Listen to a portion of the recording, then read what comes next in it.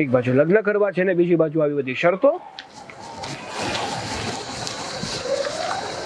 સારું થયું કે તું આવી ગઈ. સારું થયું કે તું આવી ગયો. સરસ. જે વસ્તુ મારે કરવી જોઈએ ને તું કરી રહી છો.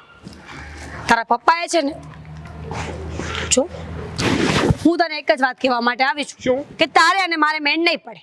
મારે નહીં પડે, કારણ કે તારી બેને મારા પપ્પાનું હળહળતું અપમાન કર્યું છે, ખોટી રીતે હેરાન કર્યા છે એમને. તો શું છે? તારા પપ્પાએ કર્યું એ ના દેખાયું? તારા પપ્પાએ કઈ સીધા નથી.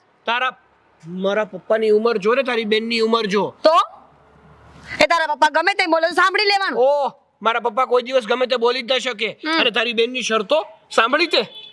મારે એ બધું કઈ સાંભળવાની જરૂર અરે નથી. વાત મારી નહીં. બેને શું કીધું ને એ મને ખબર છે. તારા પપ્પા શું બોલ્યા એ તને ખબર છે ખરા? મને બધી ખબર છે કે કોણ શું બોલ્યું છે ને શું નથી બોલ્યું. તારી બેન કહે કે લગ્ન પછી મિલકતમાંથી અડધો ભાગ અમને લોકોને આપવો પડશે, એટલે આ વાત શું છે બધી? હવે રહેવા દે. મારી બેને એવું બોલી નહીં હોય, ને જો બોલી હશે ને તો એ ખોટું તો નહીં જ બોલ્યું. વાહ, ખોટું નહીં બોલી હોય. હે, ખોટું નહીં બોલી હોય. લગ્ન પછી તમારે બેને અલગ રહેવાનું છે અને સાગર અને મીરા અલગ રહેશે. શું હશે બધું? તો શું ખોટું કીધું? લગ્ન પછી અલગ રહીએ તો એમાં ક્યાં મોટો પહાડ તૂટી પડવાનો છે? દુનિયામાં કરોડો માણસોમાંથી લાખો માણસો છે ને અલગ જ રહી છે. અરે તારે મા બાપ નથી એટલે મારે મા બાપ વગરનું થઈ જો જવાનું. સાગર, મા બાપ પર નહીં જતો, આજે તું જા નહીં. તું શું કામ જાય છે? કારણ કે તારા પપ્પાએ કર્યું છે એવું. તો તારી મા બાપ બેન- નથી, મા બાપ નથી એ પેલા ખબર નહોતી? ખબર જ હતી, બધી ખબર હતી.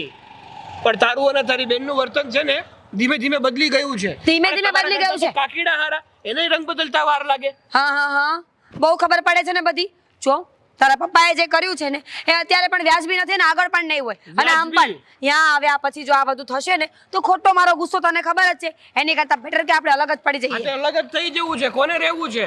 ખોટી રીતે મારા પરિવારને કોઈ હેરાન કરી જાય ને એ મને જરાય પસંદ જ નથી. અને હું પણ એ જ કહું છું કે મારી બેનને ખોટી રીતે કોઈ કાંઈ બોલે ને તો હું એ બિલકુલ સહન નહીં કરું. હા, તારી બેનને કોઈ ખોટી રીતે બોલ્યું જ નથી, પણ તારી બેને જ તને વધારીને વાતો કરી હશે. ના કેને મારા પપ્પાએ શું કીધું એને?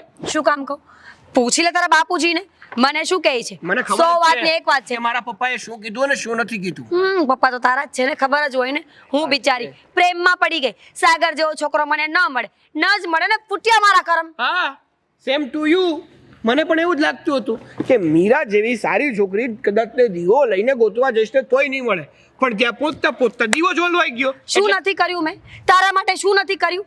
મારા ઘરમાં મારી બેનને મનાવી, મારા મામાને, મારા કાકાને, બધાને મનાવ્યા, અને છેલ્લે તું આ રંગ બતાવે છે. કે મેં મારા પરિવારને નથી મનાવ્યો. મારો પરિવાર આમને માની ગયો. મારે તારી સાથે લગ્ન કરવા હતા ને એટલે જ મેં મહેનત કરી હતી. તે લેવા ગયા તારા લગ્ન. હું છે ને બ્રેકઅપ કરું છું. બ્રેકઅપ. હાથે બ્રેકઅપ 17.5 વાર બ્રેકઅપ. તારી યારે રહે કોણ? બ્રેકઅપની હગલી.